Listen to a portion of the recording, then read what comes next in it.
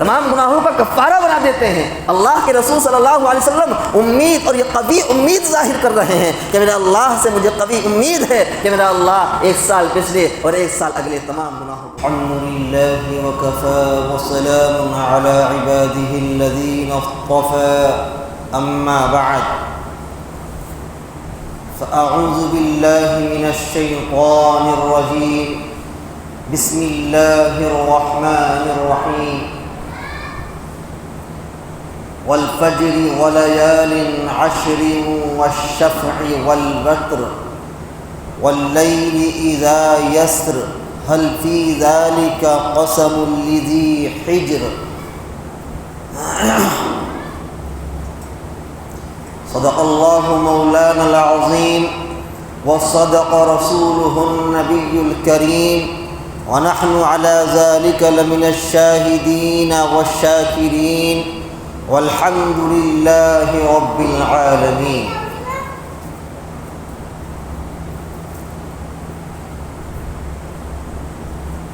محترم بزرگوں، دوستوں، نوجوانوں اور عزیز ساتھیوں، اللہ رب العزت والجلال جہاں اپنے بندوں کی غلطیوں کو نظر انداز کرتے ہیں، گناہوں کو معاف فرماتے ہیں، وہیں اللہ اپنے بندوں سے بے پناہ محبت کرنے کے نتیجے میں کچھ ایام، کچھ اوقات مقدسہ عطا فرماتے ہیں کہ اگر بندہ ان ایام کی، ان اوقات کی قدر کر لے تو اپنے اللہ کے قریب ہو جائے، اپنے اللہ کا تقرب حاصل کر لے۔ ان ایام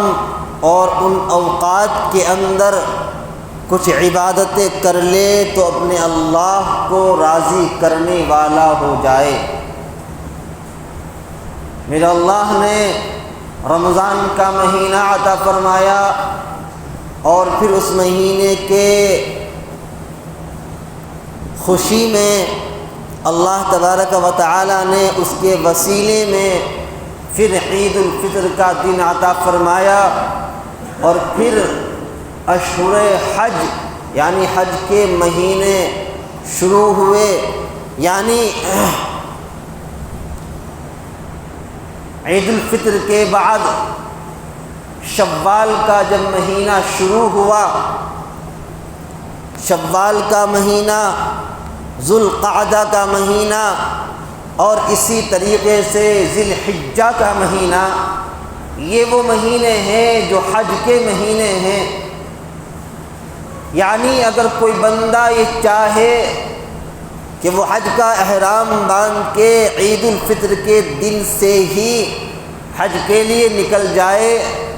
تو اس کے لیے رواں ہے، جائز ہے، وہ نکل سکتا ہے، اس کا حج قابل قبول ہو جائے گا۔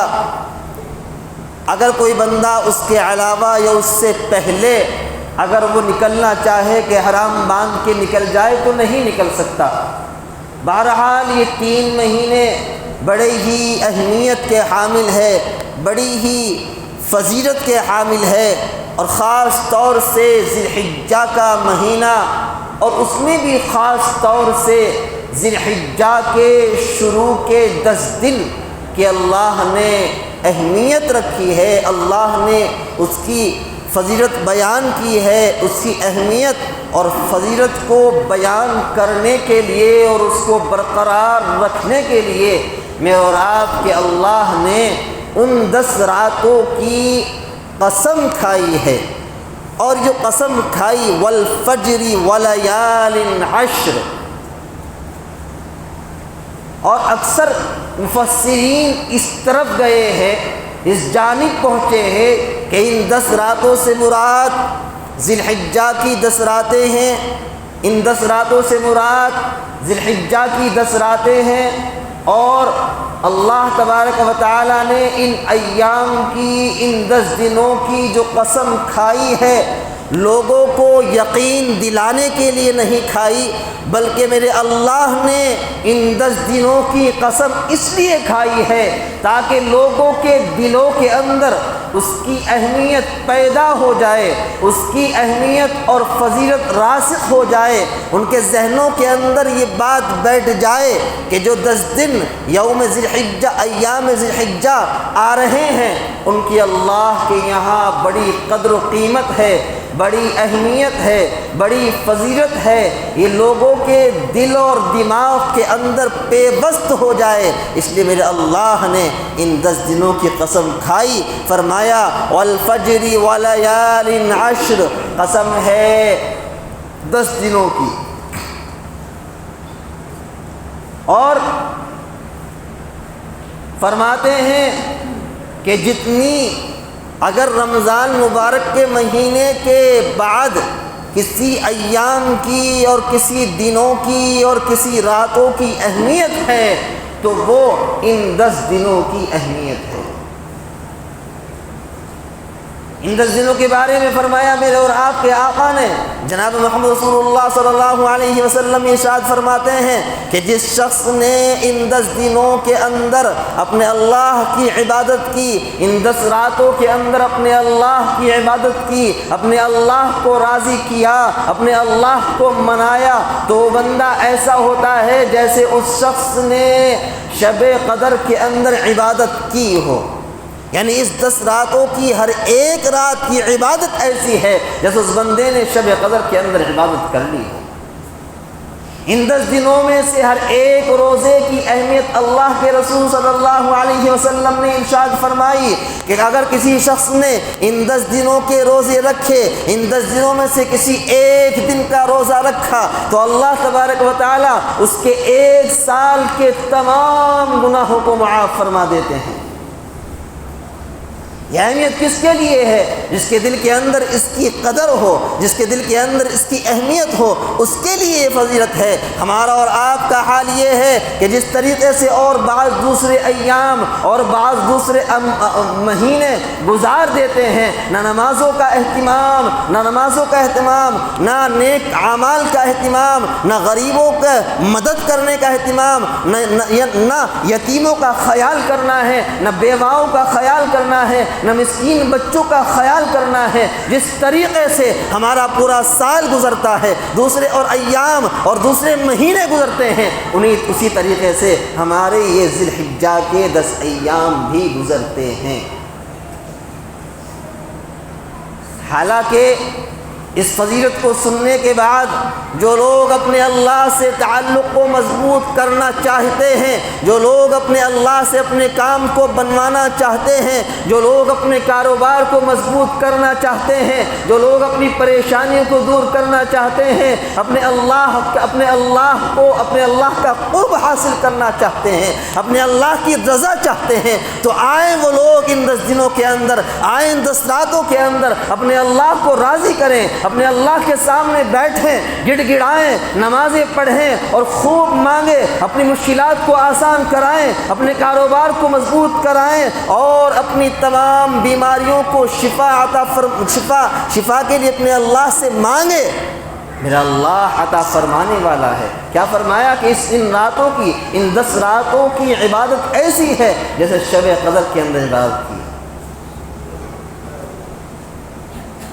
اور پچھلے 1 سال سے گناہ کر، پوری زندگی سے گناہ کر رہے ہیں۔ کیا فرمایا میرے آقا نے کہ جو شخص اس دن میں سے کسی ایک دن کا روزہ رکھتا ہے تو اللہ تبارک و تعالیٰ پچھلے 1 سال کے گناہ معاف فرما دیتا ہے۔ مزید یہ کہ آنے والا ایک دن عرفہ، جس کو یوم عرفہ کہا جاتا ہے، جس دن حج کا اہم رکن ادا کیا جاتا ہے، اگر وہ رکن ادا نہ کیا جائے تو حاجیوں کا حج نہ ہو، حاجیوں کا حج مکمل نہ ہو۔ وہ یوم عرفہ کے بارے میں فرمایا کہ جس شخص نے یوم عرفہ کا روزہ رکھا، اللہ تبارک و تعالی، اللہ کے رسول صلی اللہ علیہ وسلم ارشاد فرماتے ہیں، مجھے اپنی اللہ کی ذات پر قوی امید ہے کہ اللہ تبارک و تعالی 1 سال پچھلے اور 1 سال اگلے تمام گناہوں کو معاف فرما، تمام گناہوں کا کفارہ بنا دیتے ہیں۔ اللہ کے رسول صلی اللہ علیہ وسلم امید اور یہ قوی امید ظاہر کر رہے ہیں کہ میرا اللہ سے مجھے قوی امید ہے کہ میرا اللہ 1 سال پچھلے اور 1 سال اگلے تمام گناہوں کو معاف فرما دیتے ہیں۔ ہمیں کہاں ان کی اہمیت، ہمیں کہاں ان کی قدر، ہم کہاں اس میں عبادتیں کرتے ہیں، کون روزے رکھتے ہیں، کون نفلی عبادتیں کرتے ہیں، کہاں ہم غریبوں کا خیال کرتے ہیں، کہاں ہم مسکینوں کا خیال کرتے ہیں، کہاں ہم بیواؤں کا خیال کرتے ہیں۔ ہمارے جیسے اور دوسرے ایام چل رہے تھے، یوں ہی اپنا ہمارا دن اور صبح اور شام کا شیڈیول چل رہا ہوتا ہے۔ میرے بھائیوں، کچھ مخصوص عبادتیں اس کے اندر ہیں جو میرے آقا نے بیان فرمایا میرے آقا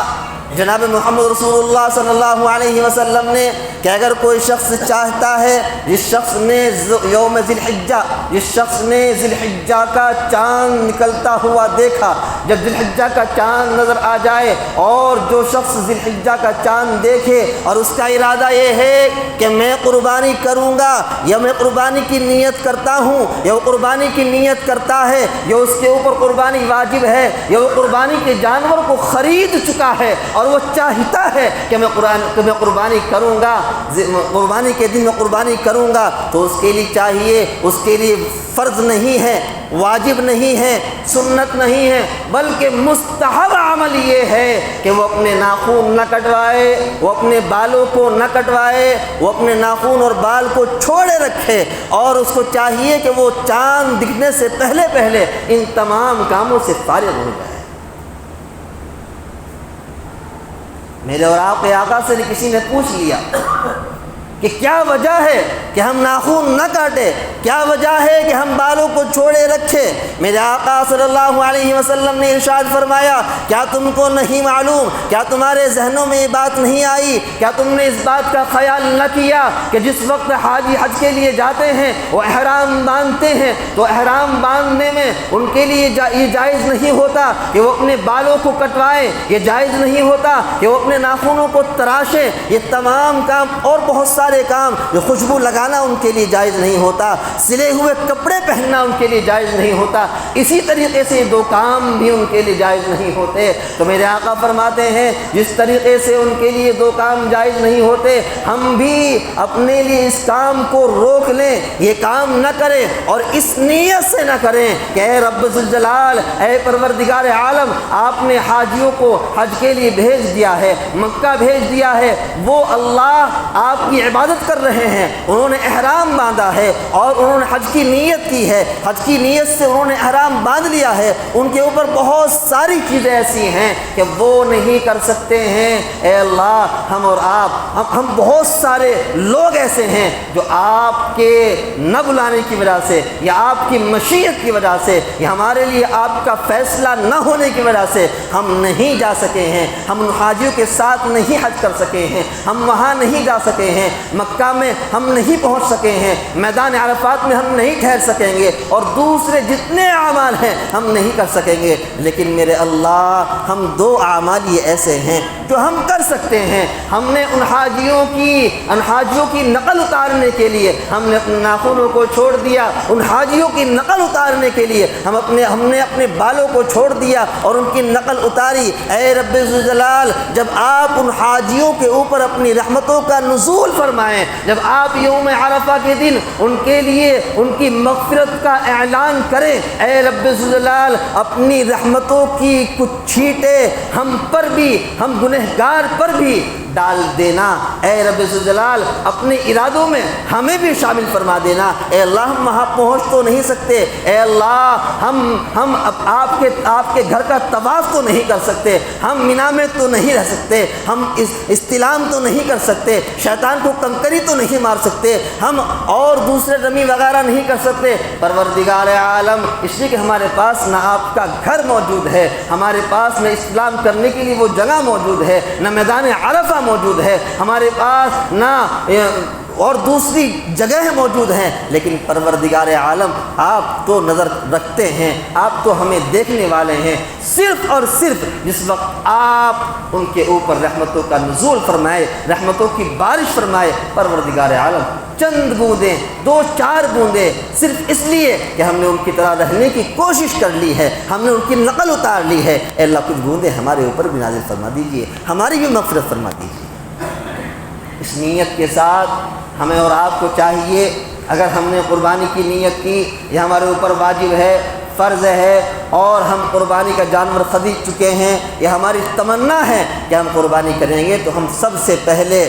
ذی الحجہ کے چاند نظر آنے سے پہلے ہم ان کام کو انجام دے لیں، اور ذی الحجہ کے چاند کے بعد سے لے کر کے قربانی کرنے تک ہم اپنے